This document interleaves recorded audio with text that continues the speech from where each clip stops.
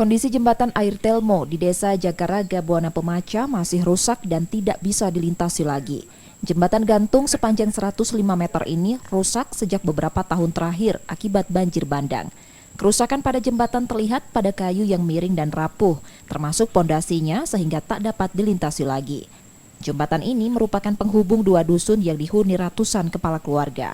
Menurut warga, mereka yang berada di seberang jembatan terpaksa menyeberangi sungai untuk melintas, namun ada yang nekat meniti jembatan meski berbahaya.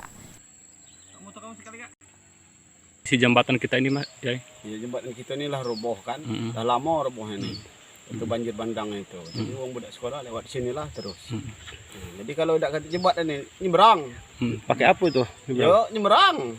Berenang. Dah kata jalan lain, rakit dah kata. Itu banyak tak budak-budak sekolah yang di seberang sana? Banyak, ya SMK di sini kan ada, budak SMK ada, SMP. Lewat sini. Kan nomor pura kan lewat sini semua.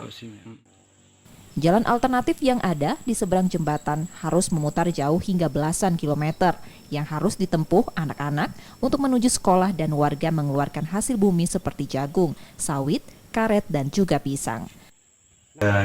Jembatan Telma ini sebenarnya sudah beberapa tahun yang lalu mengalami kerusakan, yaitu akibat terjadinya banjir sudah beberapa tahun yang lalu, dan jembatan Telma ini mempunyai panjang 105 meter yang dibangun oleh dana APBD pada beberapa tahun yang silam, dan sekarang kondisinya sangat rusak parah karena ada banjir, gerusan banjir, sehingga jembatan ini tidak bisa dilalui lagi.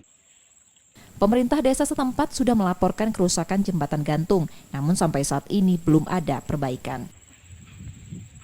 Setia Budi, Kompas TV, Ogan Komering Ulu Selatan, Sumatera Selatan.